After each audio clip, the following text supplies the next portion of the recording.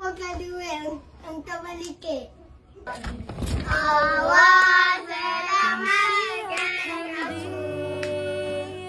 Allah selamatkan aku. Allah selamatkan aku. Allah selamatkan aku. Happy birthday to you. Laju. Laju. Kumpulkan duit untuk beli kek. Asyik Azra bagi tahu tak lah saya. Kata lah saya tu. Habis nanti.